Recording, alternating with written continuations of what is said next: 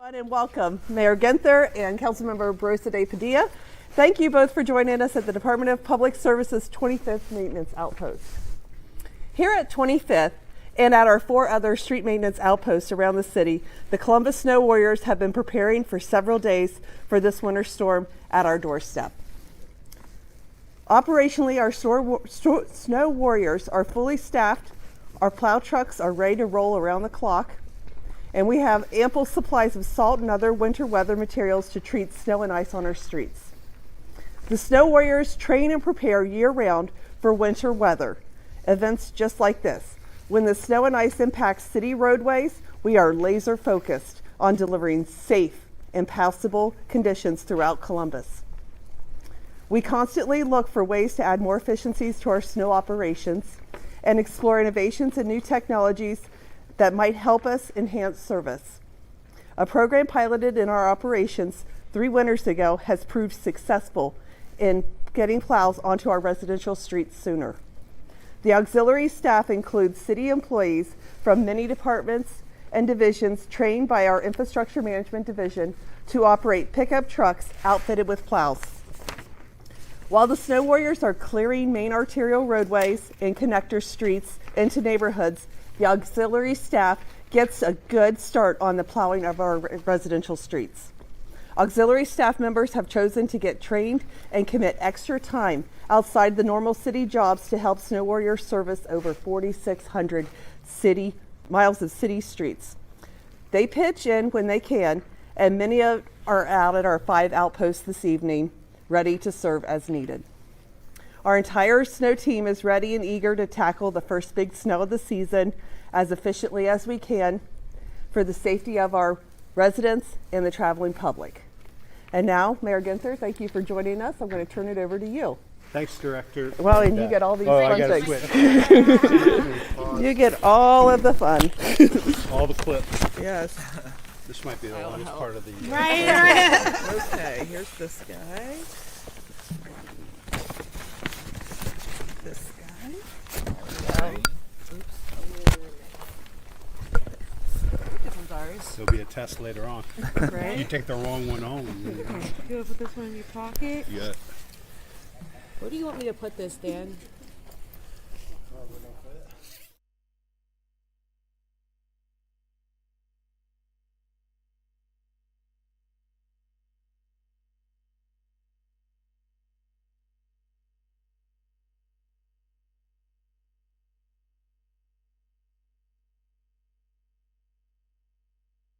Doesn't matter if they're in the same It doesn't matter. pocket. No, hopefully not. I have this one right here.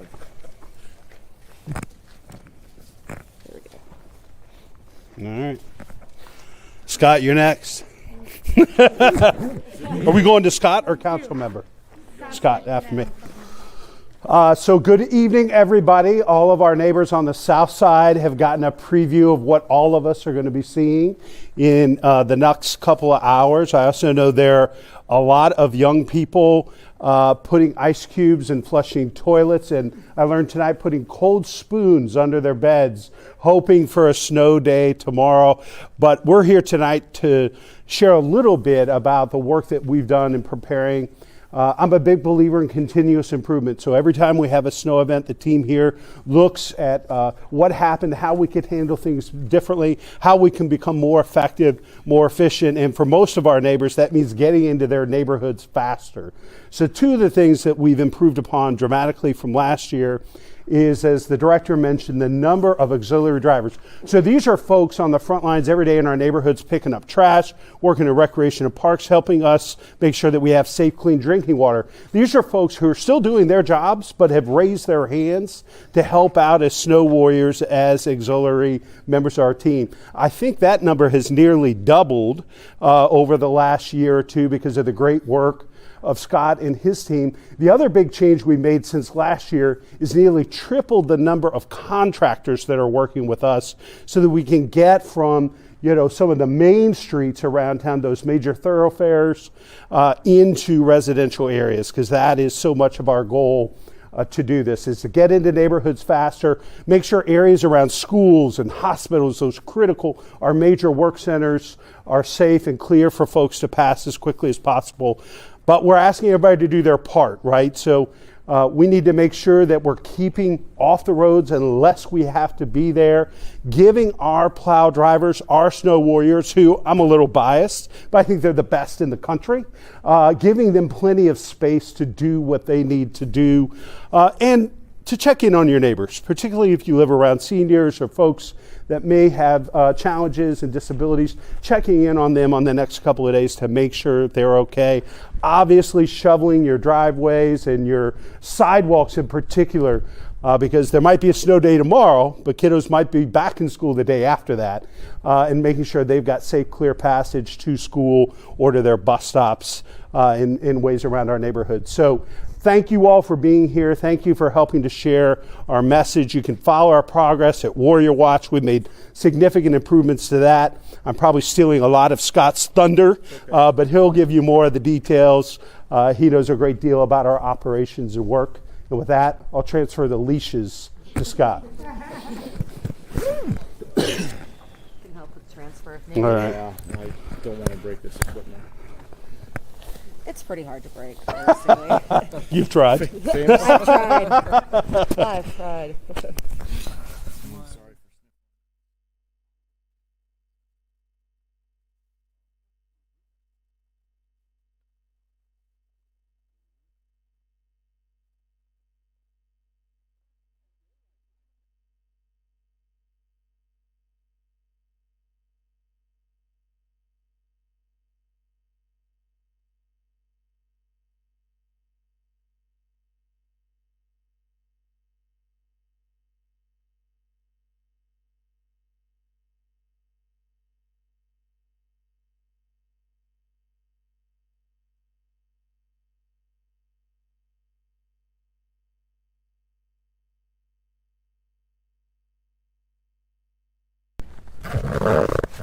All right, is it good enough? Yeah. All right. All right.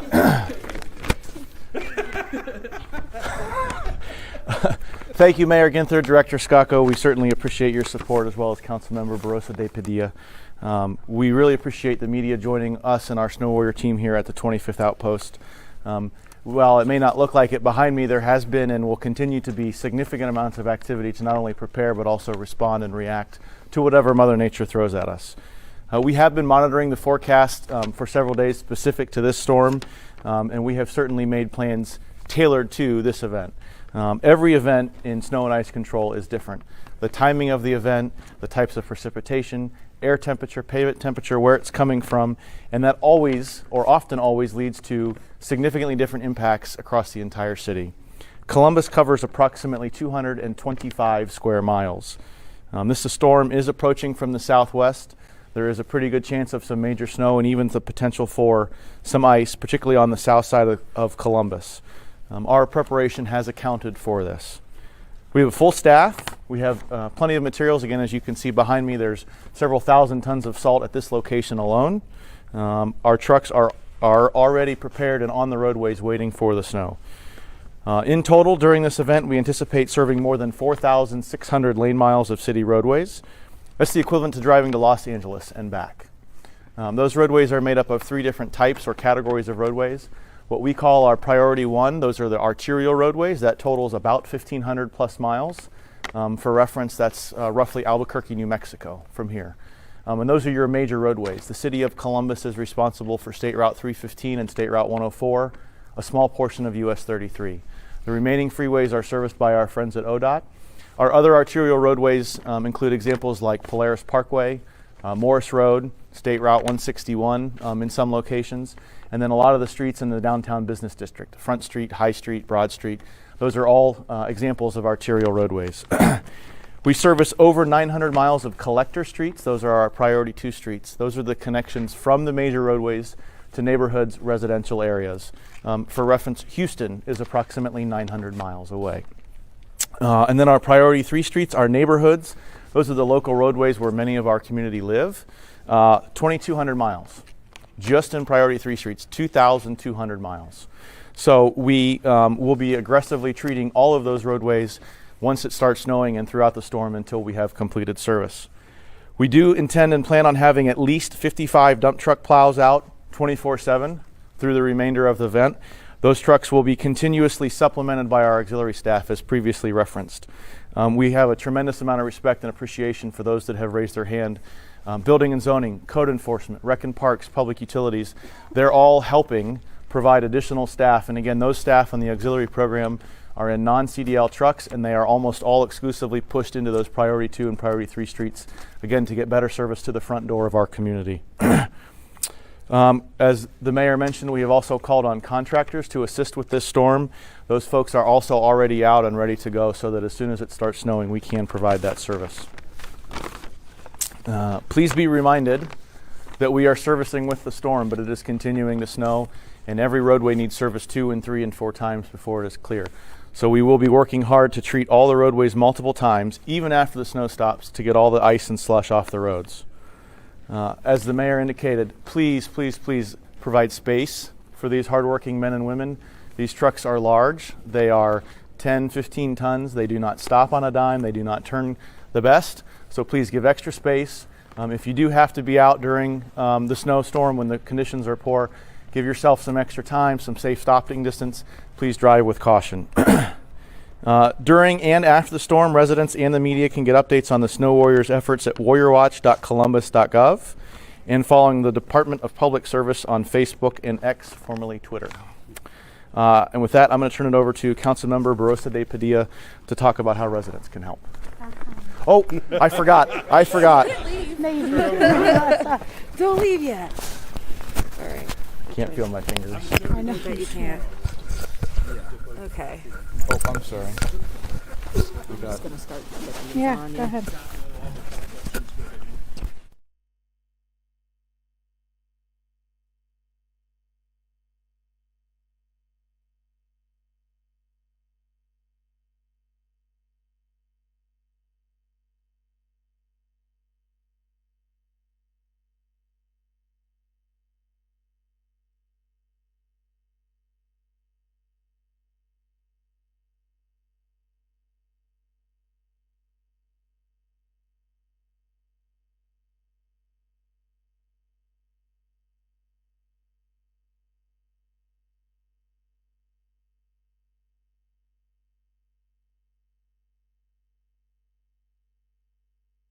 Ready? All right, good evening, everyone. Thank you all for being here this evening. Thank you for helping us get the message out to our residents about this weather event. I want to first start off by saying thank you to our our snow warriors, our auxiliary folks, and our contractors. They are working around the clock and have been. And I want to be clear that while this is the height of the event at the beginning of the week, we are looking at extreme temperatures throughout the week that will make it difficult for and unsafe for our roads. So these folks will continue to work. These are our friends. These are our neighbors. And so I want to make sure that we thank them. I want to thank the department and all of the city departments for the continuous help that they will give us to ensure that folks are getting to the places that they need to go and the places that they need to be. I just want to give some safety tips again to just reinforce some of the things we heard today, but we can't say it enough. First and foremost, this is when we are at our best as a community, is when we come together and when we care for each other. So that means that we're caring for folks who might be homebound, folks who might be sick, older residents who might live, your friends, your neighbors, folks who live in your neighborhood. Make sure that we're checking on them. Make sure sometimes in these weather events, if the lights go out or other things happen in their house that make it harder for them to stay safe, please make sure that you're checking on them. Make sure that you're clearing your sidewalks. That's the best way that you can make sure that our kids, that our folks in our neighborhoods, if you're walking your dog, that you also are safe. So clearing out those sidewalks, that is a responsibility of each of us in front of our homes. So salt those sidewalks, clear them to make a straight and a safe path for everyone in the neighborhood. For all of the cars that are parked, if you park them either in your driveway or off the street if you can, or as close to the sidewalk so that way we can get to your street. Scott mentioned this before. If you're wondering if your street is getting plowed, if you're wondering when that's happening, you can go to Warrior Watch. You can Google it, Warrior Watch Columbus. You can see live when your streets are getting plowed, when they're being cleared off. Tomorrow, if there is no school, make sure that if your kids are outside and they're playing, make sure that they're bundled up, make sure they're away from the roads, because again, some of our streets are very narrow and the plow will not see your kiddos. So make sure that they're in the yard and that they're playing and that they're not playing in the street. We all love a good snow day. So make sure you're taking care of them. Make sure you're taking care of your pets. And then lastly, what am I forgetting? I think those are our biggest snow tips. Oh, for the plows. One other thing. For the plows, Scott mentioned this. Make sure that if you do need to leave tomorrow, if you do need to leave your house, if it is a level 2 snow emergency, CODA is fare free. So folks can hop on a CODA. It's safe, it's efficient, it's a better way for you to get around the city. It's taking more cars off the road so that folks are safer. But if you do need to drive, make sure that you give yourself enough time to get to where you're going. And if you're going to be late, it is worth it. It is worth it so that you can stay safe and that our neighbors can stay safe. So give yourself enough distance between the cars in front of you, but certainly please don't pass our plows. They are big pieces of machinery. They always can't see you. So make sure that you're giving enough space for yourself. So with that, please stay safe, please stay warm, take care of each other, and let's get through this event together. Thanks. Unmic you. Thank you. There you go.